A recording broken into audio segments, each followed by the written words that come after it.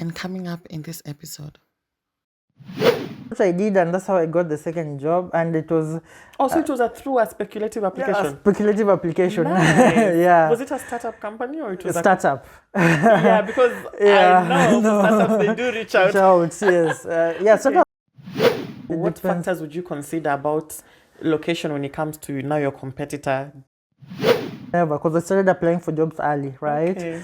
And when I was applying for job early, yes, I got a few offers, and I also got like 2 PhD offers in. And are there any like self-taught skills that you had that were instrumental to help you get to where you are now? Yes, I can say first of all I started learning the programming part. That was not in my bachelor's degree. We're just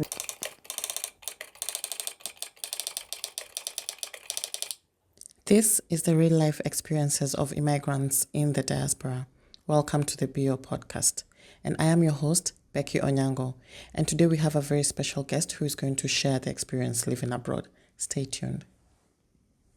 Hello everyone and welcome back to another episode of the Bio podcast. I'm your host, Becky Onyango. And also remember to like, share and subscribe to the channel for more content. So today we have a very special guest with us. And this is Brian. Thank you so much for joining us. And he's just going to take us through his journey into getting into software development, education background from Kenya all the way to Dubai and now to Germany. So thank you so much for joining us. Yeah, sure, thanks. Okay, so let's just start off a little bit with your background. Maybe you can tell us something small about your formative years, where you come from, and how you decided to embark on the education journey that you had. Yeah, so my name is Brian Pondi, and thanks for hosting me here, and also happy International Women's Day to Thank you you. and all the ladies out there. Thank Yeah, and I basically grew up in Kenya, so I spent my early years in Kenya, and we usually have a primary school, which is like 8 years, then high school 4 years, and then after that the university, which again can be 4 to 5 years depending on what you're studying, or 6 if you're studying medicine. And I studied geography. So you did BSc in geography? Yeah, in geography. Interesting course. More university in Kenya, so somewhere in Eldoret, yeah. And then after that, yes, worked slightly in the industry in Kenya, which was an NGO for about 2 years. So what kind of job were you doing in the NGO? So it was mostly an agricultural research NGO, and it was mostly projects funded by USAID and also the German BMZ. And it was just what I was doing there was applying the geography knowledge to map land erosion. So where there is soil erosion and there's land degradation, so that farmers can be advised and be helped to mitigate, right, and to come up with measures to stop soil erosion, so that they can have higher yield. And yes, so I was doing this in various countries in Africa. So this knowledge or the skills that you had in helping the farmers, have knowledge about the land erosion prediction and all that was based on your BSc in geography? I studied geography. So in geography there's a component of geographic information systems, and so I opted to focus more on the technology bit. And when I came to the industry, I realized that to automate task or repetitive analysis for various countries, it would be good to know programming, and this is why I learned a programming language called Python. So it's just one of the programming language to help in doing the analytics at large scale. So just back to because I'm still curious about the course BSc Geography, because it's not so common to hear someone say I did BSc in Geography. So you get to specialize. So there are different specializations that you can take. So in your case you did tech. Yes. IT. So what geography does, I can say we usually tend to joke that it's the mother of all subjects, kinda, because it's give you this liberty to decide where to go. Because, for example, some of my classmates after the bachelor's degree in geography, some went to do a master's in water resources management, right? Some in climate change, some decided to do in geographic information system. For me, I did master's in Geo-Informatics, right? And all this. So in the end, people identify, but we all studied all this part of physical geography, human, the technology perspective, how to integrate all this, doing environmental impact assessments and those kind of things, and about diversity of our earth, the resources that it has and things like that. Yes. Okay, cool. Yeah. So now you've landed this job in USAID in the NGO. And then you worked there for around 4 years, you said? It was 2 years. The NGO was called International Center for Tropical Agriculture, but yes, it was funded by USAID, Bill and Melinda Gates, depending on various projects. They were being funded by various donors, the Canadian government and things like that. Yeah, so there were many donors, and you could work on various projects depending with the scientists, because there was this concept of, it was mostly a research entity and also an NGO. Okay. Yes. And then now they switched to, say, Dubai. Or was that the only job experience that you had in Kenya that time? Yeah, so in Kenya, I worked fully for 2 years in that job, and then I was later poached to Dubai. Oh. Yes. Okay, and who poached you? Funny enough, it was just a company reached out on LinkedIn, and just told me, hey, Brian, are you interested in doing this job? You're starting, want to start a GIS department, right? A real estate company, and the leading one in the region. And yeah, if you don't mind to come and do a tax-free, the salaries are tax-free and things like that. And I figured, seems interesting. I never thought about Dubai on this angle, but yeah, I opted to check it out. Okay. Yes. And so, what exactly? What are some of the roles that you got to do in the role in Dubai now? So in Dubai, it was purely a real estate company, and in real estate, you can think about you're a foreigner. Since Dubai is 85% expats or immigrants, whichever your perspective you say about it. People usually want to know where they live, right? When you get a job, you want to know, where can I live? Is it close to my place of work and things like that? But that time, the property website usually just had listings, but they did not have the map component. Yeah. So my work as I joined the company as a GIS engineer, which was basically to set up the infrastructure that will be able to show you the neighborhood, which, for example, restaurants are around there, the supermarkets, which kind of schools are around, so that people can know where to live and where to take their kids to schools, and what's the distance between the place you want to live and to your place of work, and plus your place where you'll be taking your kid to school and things like that. Cool. So this is what GIS does. Totally makes sense now. So you're the same guys who also work on apps like Google Maps and all that? Yes, you can say Google Maps and Uber, like more popular GIS systems, right? Yes. And funny enough, there are some components that have GIS, but they don't have the map visualization. For example, think about a dating app like Tinder. Behind the scenes, it identifies they identify people in your locality, right? Or distance you can use. So it's just GIS. It uses maps components behind the scenes, but they don't show it to you. So there's that possibilities. So GIS experts is generally a very important role for any business, anyone who's thinking of opening a business in one way or the other, if they want to locate maybe their clients or yes, because it has been used a lot. We can talk about urban planning. It uses GIS a lot. You want to open a supermarket chain, you definitely need to know where your clients are, the demographics, right? How much they make, which products to sell in which region, right? And these things. So they do affect decision making for the business entities. Okay. So now this is now you in Dubai. How long were you in Dubai? I was actually in Dubai for 1 year, exactly 1 year. For 1 year. Yes. And then how was your experience generally there as an expert? To be honest, it was good. We can say there's a community.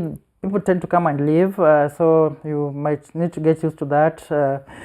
But in the end, if you get a good income, it's usually tax-free, and you can live comfortably. Yes. Yeah. So to me, it was a good time while there. And just out of curiosity, might you know why it's tax-free? Yes, I just think it's the United Arab Emirates as a whole, because Dubai is usually the popular one, but the capital is Abu Dhabi, the Sharjah, and more other kingdoms. Why they made it tax-free, it was mostly to attract talent, because the temperatures there are quite high. So during the summers, it can be as high as 45 degrees, right? But I'm just wondering, how is the government making money though? Or maybe I come from a government which is always trying to look for ways to tax their citizens. Yeah, so initially how they did it, it was at least for Dubai as a kingdom or as a territory, they were mostly dependent on oil. It was an oil-rich state, right? Okay. So after that, they used the oil to make the area to be more touristic in nature, right? And to just reduce reliance on oil. And because right now I think tourism contributes over 20% of their money. And also they made it like a good business hub. So most people can go and do business, and that's how they get the money. And hence they don't tax the people who work there. So yeah, because I don't know if in the long run, anyway, I'm not into the analyzing the economics of Dubai, but I'm wondering, I mean, these resources at some point get depleted. So what if the oil is over? But you know, we're talking about Arab money. They've got their own plans. So, okay. And then now the switch from now Dubai to Germany, how did that come about, and how did you get that piece of information? Oh yeah, actually I started thinking about coming to Germany when I was doing my bachelor's. So my bachelor's degree, I was in second year, and at that time I knew some 3 Kenyans who had come to Germany, and actually from the same program, and they were loving it. So for example, they were doing one was studying at Stuttgart, another one was studying at TU Berlin, another one at TU Darmstadt, and they were telling me they liked it and the experience was nice. So I kept that in mind, and I always wanted to have a master's, because I know it's usually good leverage sometimes in politics, because in most, even if you look at most big tech companies, they usually don't have a CTO who doesn't have a master's, at least for most. It's just a good leverage to have, and yeah, sure, I also wanted to learn more. So when I was in Dubai, I got deep into technology too, right? And while doing this, helping in building this real estate platform to help people see the properties, that they want to rent, and things like that, I figured, now it's time to fully combine geography and computer science. And I looked which programs are like that, and I was mostly researching on the internet and Googling, and I found this master's program in Geo-Informatics, and they were in at least I think 5 universities, and then the good thing about the German university, they usually have the email addresses for course coordinators on the website. So I sent an email inquiring when I didn't get enough information. If I felt there wasn't enough information, I just reached out for them to validate my doubts, or to give proper guidance. And funny enough, they're quite good. They were very responsive and gave feedback, and this made me to make decision to which program and where to apply, and finally to come to Germany. And how long was the entire application process, from the time when you decided to settle on applying for that particular course in that school, and then up until they got back to you, you got the admission letter, up until when you got the visa? How long was that duration? So I can just explain a bit, because it varies with the universities.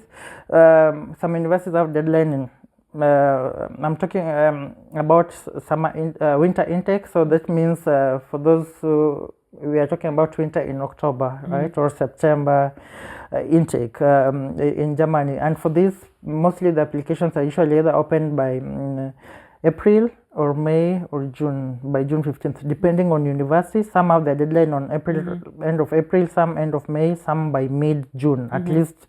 That's what I saw.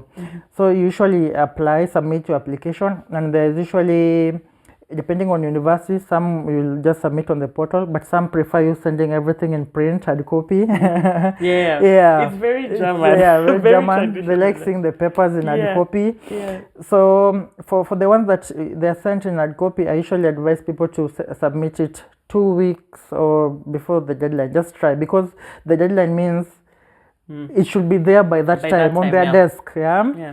So if you live in another country like Kenya or somewhere far, South Africa or Nigeria, it's good to send it early. Least 2 weeks. And then also pay for the express service, delivery, whereby at least you are sure 2 or 3 days they'll get the package. Yes, true. And then after that, there's a decision. So for this, again, it depends, but by July you should probably get feedback, or by end of July or early August. So that's put it to average 3 months. And then when you've gotten the feedback, you tend to apply for the visa, right? So you need to get a visa slot. Getting a visa slot usually takes time. You need to keep trying and refreshing the portal, because it means that time everyone is trying to. There are several students who have gotten the admission and they want to come to Germany, so it's usually not easy to get a slot, but you'll get after checking the portal frequently. But just out of curiosity, all this while, are you doing everything on your own, or is there someone also who's guiding you? I was doing everything on my own. So you just looking it up, Googling yes. it, and after applying, the good thing after applying and getting admission, the requirements, the German embassy has got the requirements they need on the website clearly defined. So as an individual, you can just do this by yourself. You just need to know, research, read, check, and then fill up the forms and so some of these things you can actually do it on your own if you take your time to properly research. And you don't really need to go through like an agent or so. Yes, that's what the mistake people do at times. They just don't research, but if you can research, you'll find a lot of information available online. And so after that, once you get a visa slot, it usually depends. Some people come to Germany via scholarship.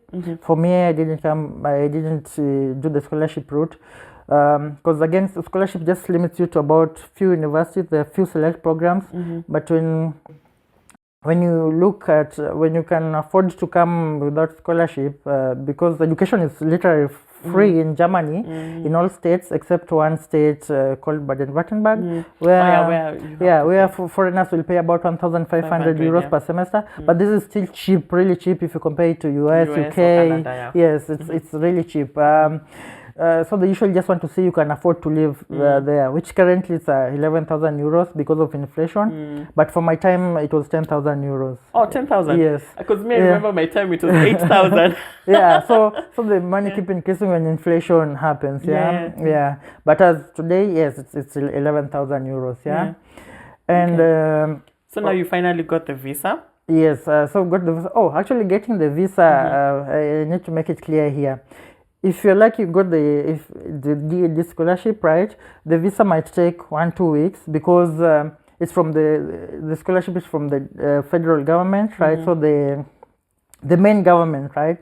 So you get it within 1 week. For people who applied and not via scholarship, you have the 10,000, or which right now it's 11,000 euros, which shows you can afford to live in Germany.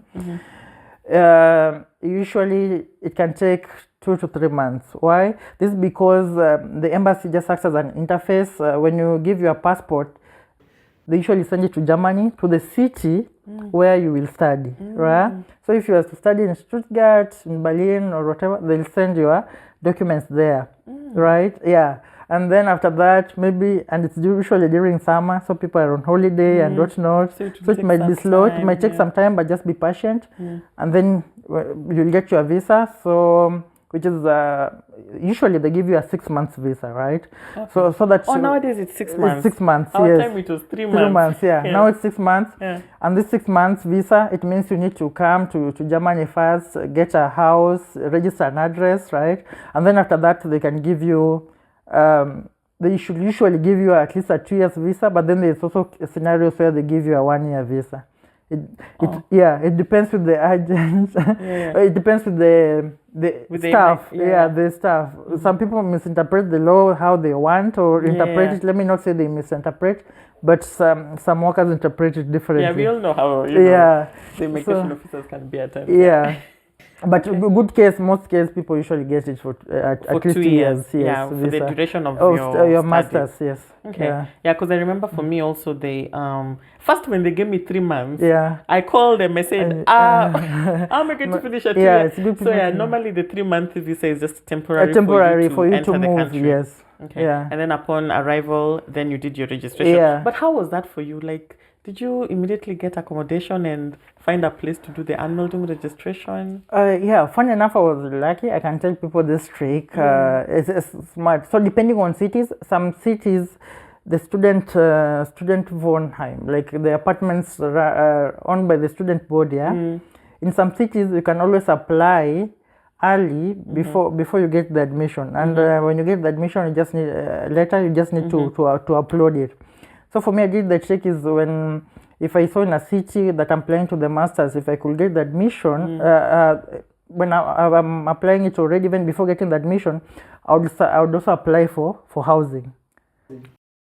Oh, so it's automatic. It goes concurrently. So this is a trick that I did. Most people don't do this. Most people wait till they get admission, right? Yeah. But for me, I was applying for housing immediately so that.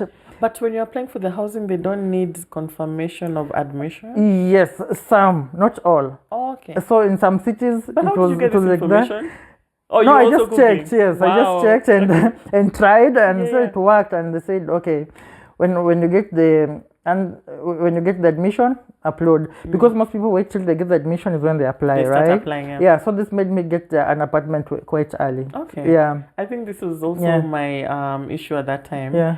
Because for me, I did come with scholarship, and it was a private university at that time. But the thing is, when it came to accommodation, because I remember once the scholarship was approved, I went to the embassy. I didn't even book an appointment. I was so naive. Yeah. I was just going, not knowing what is happening. I just went without an appointment. Yeah. I had to wait outside for long, of course, because I didn't have an appointment. Yeah. Then when they finally let me in 3 days I got my visa. Because I remember the lady was really nice. So some German lady, she had really short hair. I remember her. She was like, "Wow, congratulations! This is a really good offer." Blah blah blah. Yeah. She said, "In 3 days' time, you'll get your visa." So, So I remember when I went to pick up my passport, then I informed the school that, okay, I've gotten now my visa. The school immediately, I only had 2 days to prepare. Yeah. They booked because it was a scholarship that included flight tickets. Yeah. So they booked my flight ticket. I'm like, I didn't even have time to go say goodbye to my family, and I didn't even have time to look for accommodation. Yeah. So by the time I was arriving, I didn't have accommodation. Yeah. It was just horrible. For 8 months, I didn't have. I had to literally sleep on somebody's floor. Yeah. So you were very lucky. Yeah, I was very lucky. There's a housing situation is a huge problem in Germany. There's housing shortage. So. But the earlier you plan and start looking for accommodation, eventually you'll always get. Yes. In the end, you'll always get. Yes. Yeah. Because I remember in the beginning also people used to say, "Oh, getting accommodation is so difficult, blah blah." But if you actually just start looking, eventually you have to find something. Yeah. Okay, that's nice. So now switching into the school system. How was that for you? Okay. Was it difficult adapting, or was it interesting? Very smooth? I came to Germany in October 2020. So it was during COVID, and there was a bit of lockdown. So it was a bit different. First of all, the first 5 months I didn't actually socialize because most of my classmates were in their home cities. The classes were online, so there was no need for them to be there. Yeah, so it was kind of challenging time. So you never really had that, interaction. The first time. Later on, we organized and to meet up and to do the usual student stuff. But the early months it was crazy. Generally, I can say the education system is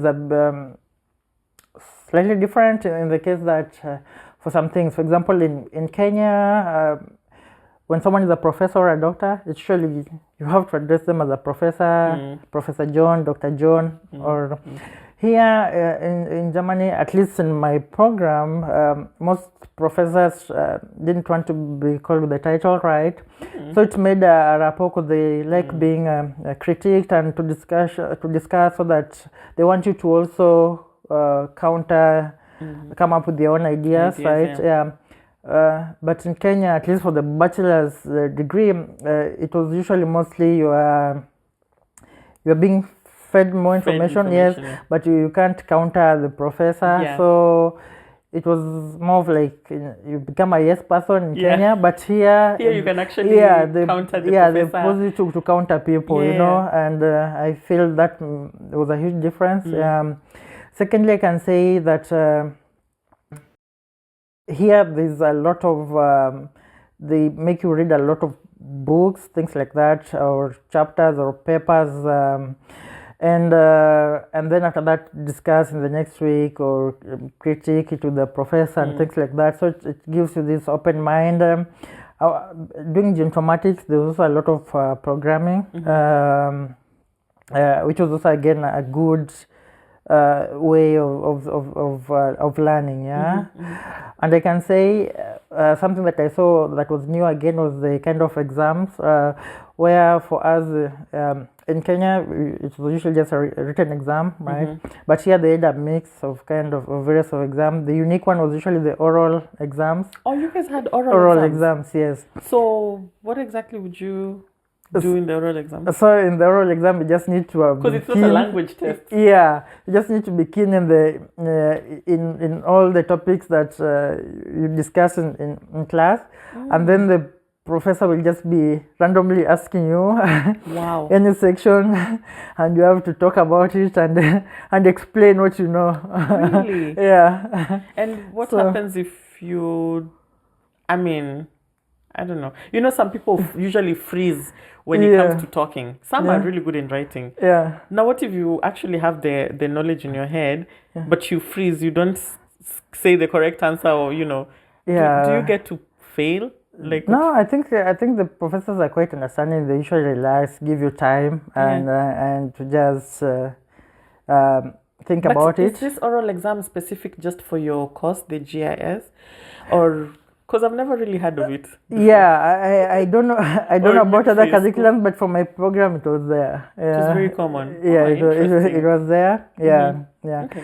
But I can say I don't think you'll fidget a lot because again there was in some classes, for example, the professors will give each student a topic, and they will expect you to know this topic so well and present it to your fellow students, and then after that they'll give you insights on. So I think it was a good way. Indirectly, you are learning communication skills too. Yes. You just don't learn the technical skills, and this was really good. Considering for myself, I usually first struggle with communication skills, and it's a good. It builds you up on various angles. So, these soft skills are very necessary, especially when you're out here in the job market. Yes, in the industry. So you get to know how. Because also for me personally, that's when I actually came to be really good at presentation, creating slides, being confident in standing in front of people to present. And this is very necessary. Yes. Okay. We were not having so much of this in Kenya, especially the presentation. But I remember for us the presentation, at least for my bachelor's degree. For your bachelor's, I remember for us our presentation we had in our bachelor's back then in Kenya. We were like 10 people. So the person who is most confident is the one who talks. The rest of us will look. But here everyone has a chance. A chance, yes. Okay, that's good. Okay, so now were you working at the same time while you're studying? Or? Oh yes. So the good thing about Germany is I'm talking specifically for those who didn't come with scholarship. I don't know about those who came with scholarship because maybe there's limitations based on the scholarship provider or but for those who came without scholarship, I can say the student visa in Germany comes with the allowing you to work for a maximum of 20 hours a week, right? You can also decide and work full-time during your holiday period, right? Instead of just doing the 20 hours a week.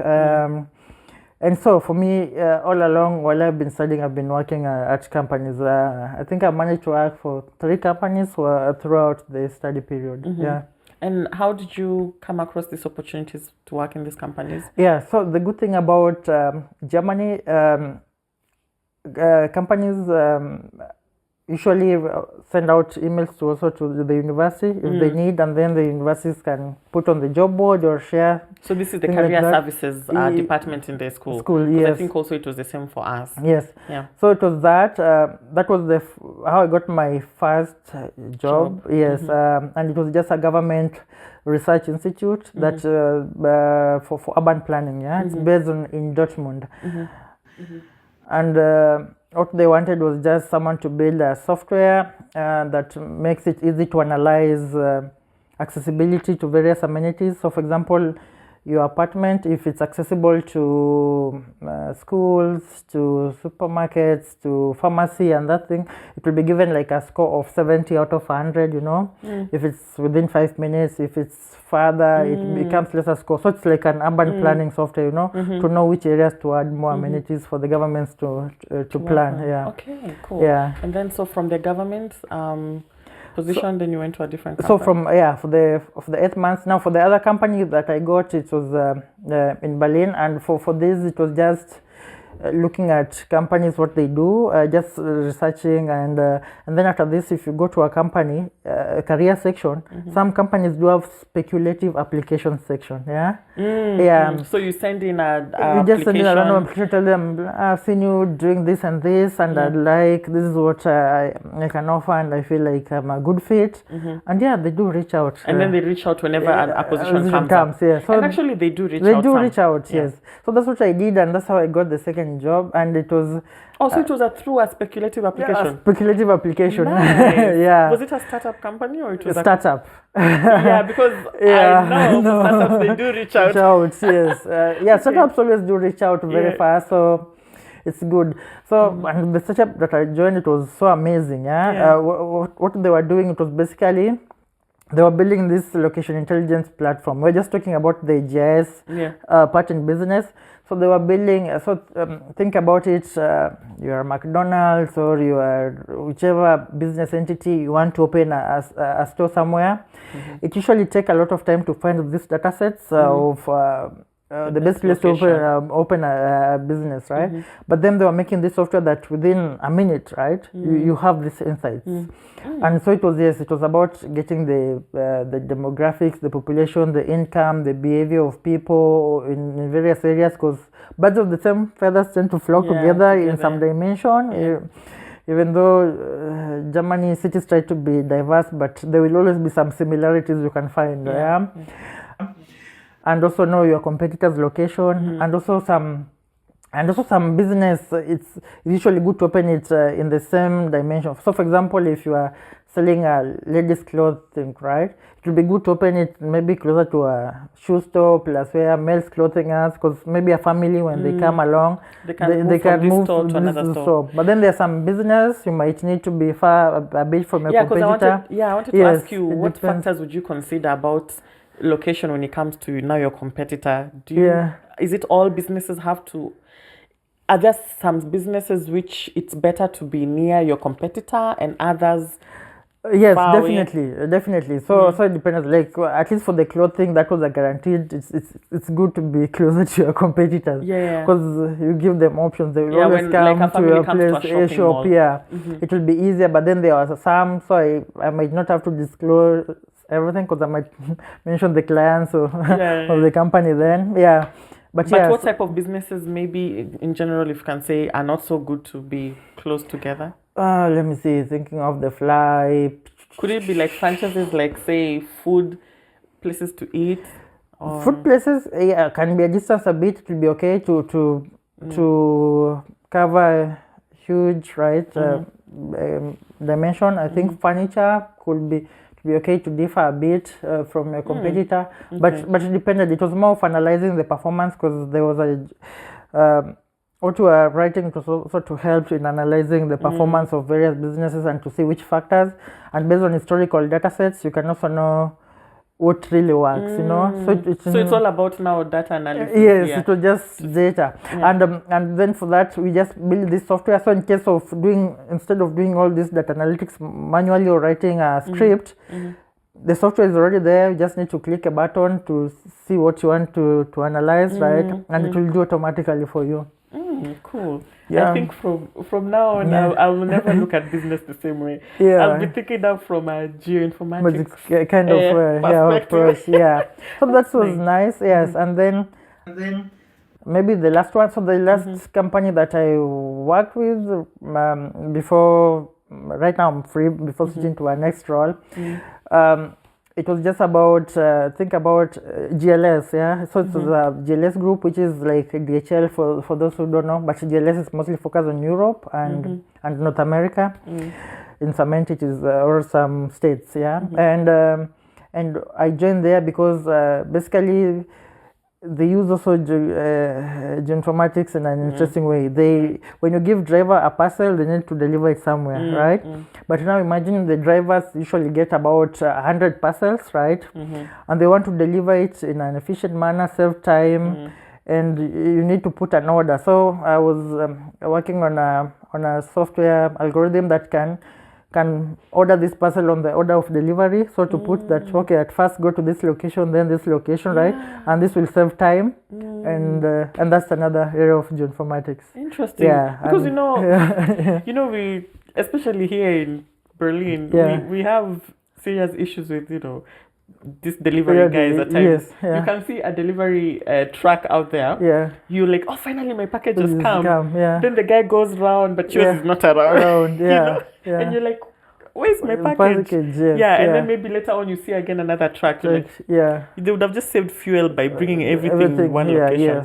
So this is important. So still an area of research is being improved because there's always more room for improvement. Okay, cool. And then now, so after graduating from your master's, so tell us about the shift, because I know that you had several job offers. And you also had the opportunity to go ahead and still pursue a doctoral program. So tell us about that and how you came about the decision to settle on one. So what made me to get the job offers, which I can actually recommend someone to start doing early.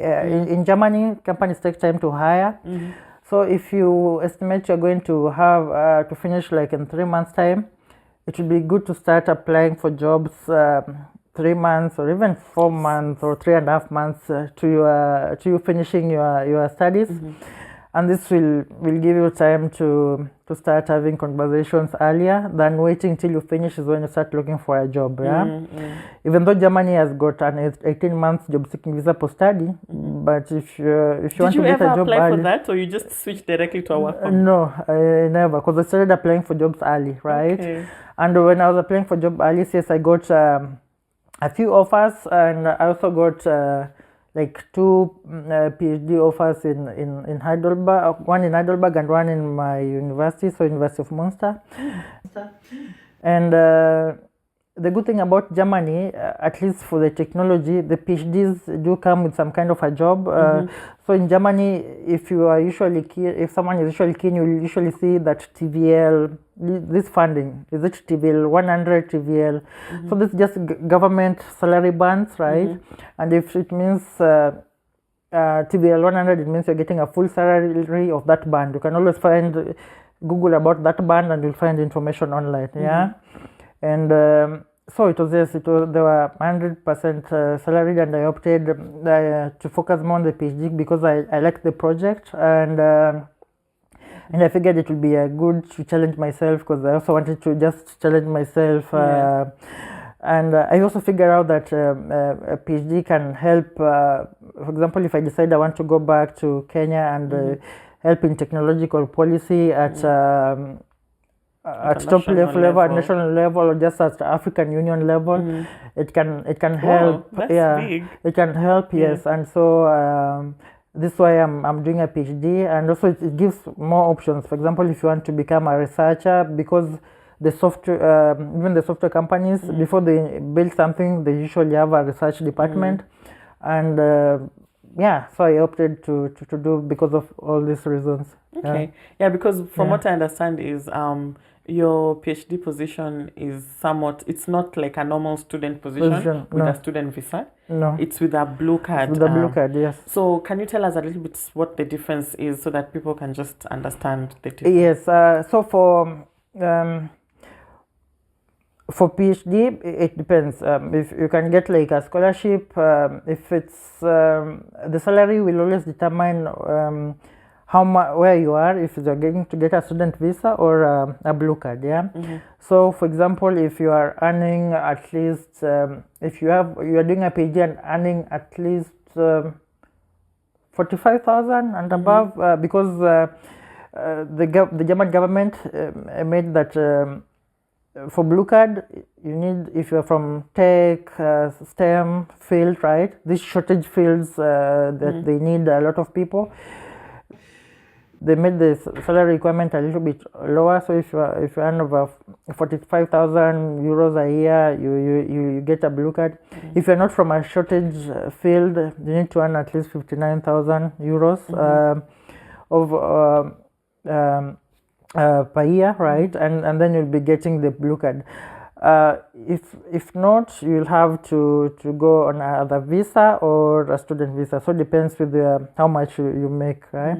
The main advantage of a blue card is just that you can change to permanent residency within 21 months if you know German B1. Yeah, you have B1. If you don't know German B1, if you just know the basic of Guten Tag, yeah.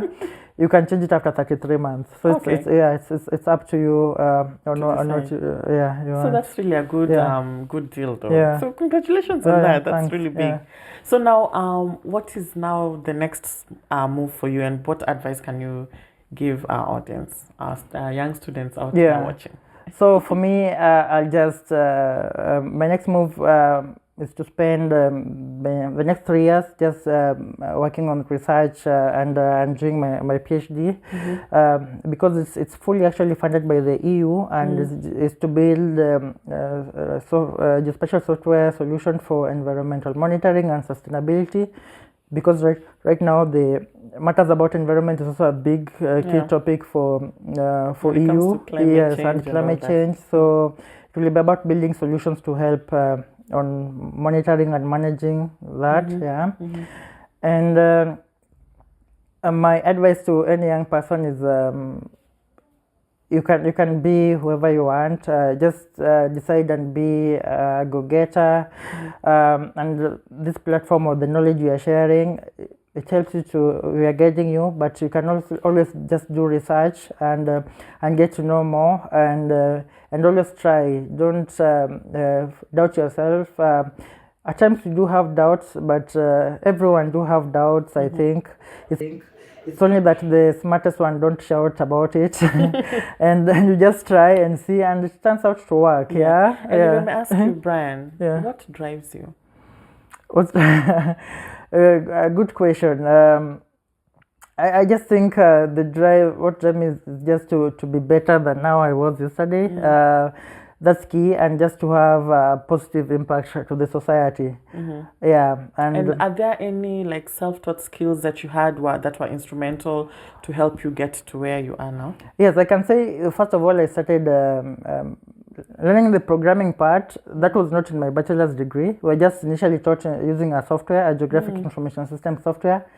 But when I came out and saw the industry trend and how programming could help, right, I learned that by myself. So it was a good, and they usually free tutorials in YouTube, for example. You started from learning from YouTube? From YouTube.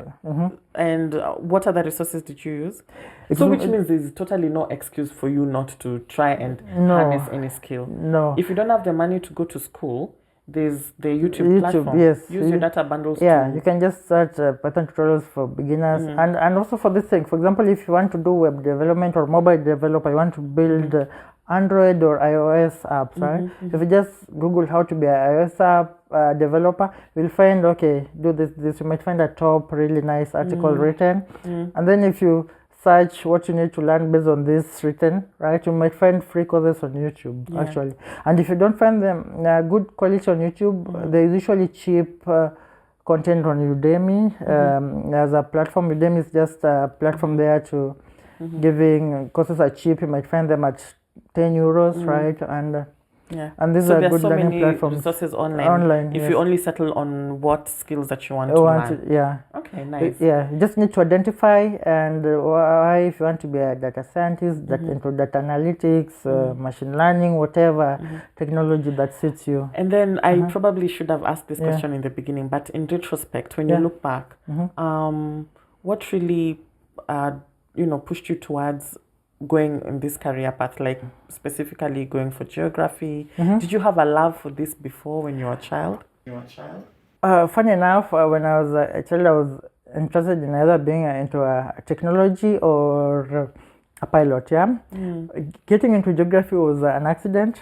I can tell you, by my time when I did my high school exam, so in Kenya, when you do the high school exam, those who get good grades are usually being taken to the university, right? You apply for the courses you want. So that time we were under the joint admission boards, right? Yeah, they were later disbanded actually because of the mistake they did for us. Because you guys were the 2010 group. Yeah, and they will give you courses randomly, even the ones who didn't apply. So for my case, I did not apply for geography. It was just that I got really good grade on it, right? So I think the joint admission board decided to give it to me, and when I went there, I found it has got this tech component, and I said, okay, I'll make a lemonade out of this lemon. This is interesting. But initially, what were you interested in? What course? Computer science. Oh, okay. Yeah. So Fate still had it in one way or the other. All the other, yes. Because one thing about computer science or tech or IT related courses, they are literally applicable in any field. Any field, yes. Whether you're doing medicine, whether you're doing actuarial, whether you're doing, you can still integrate IT. Yes, you can still integrate. So this geography was just a way of, helping you to specialize more on tech and just and focusing on location. Pretty well. Yes, wow, it's good. Okay, yeah. And also in regards to your experience now living in Germany, interacting with the natives, any special memories you've had? Yeah, so I can say compared to Kenya, Germany is a closed society. I can say for sure, because in Kenya it's easy to get warm with people, right? Compared to here, and it takes time to make a friend. My advice is, for example, if you come to Germany and you are trying to make friends, usually the best thing that works is usually just to first get a hobby. So for example, if you like football, basketball, or dancing, or whatever, swimming, you can go and join swimming activities, and then it's usually easier to make friends from the same activity that you like. Then with the time you'll get to know more people, because I think it's in the end it's usually good also to know a few locals wherever you go and interact, not just to be in a bubble. So because most of us Africans, we tend to flock towards our own fellow. It happens everywhere, be it because everyone usually tries to first stick to your their bubble that you know. the community, be before it India, out. be it it's the same, even and then after that, you get to interact, and it's really good. Okay. So any parting shots for our viewers? Oh yes, just try to be better than yesterday. You are not competing with anyone. You are just competing with yourself. Don't. There's usually this popular saying that don't compare your page 1 to someone else page 100. So just and focus you on might you. not know that it's someone else's page 100. Yes. So just focus on you. You know your limitations and the challenges you are coming from, and what were your blockers in your life, right? So just try to be a better you every day, and you will be so proud of yourself after some time. Yes. Well, thank you so much for coming through, Brian. We really appreciate. I'm usually easy to reach, especially on LinkedIn, because it's a professional network, and it's the site that got me to Dubai. Yes. So we can always connect at Brian Pondi, just my name. You can put it below this video, the link, and it's okay. So definitely reach out to Brian anytime. He's a very, very wonderful person, very informative. If you have any questions, you can freely reach out to him. And only ask good questions, okay? Because he's a very brilliant and intelligent guy. So thank you so much for coming through. We really appreciate it. Until next time. Okay, bye.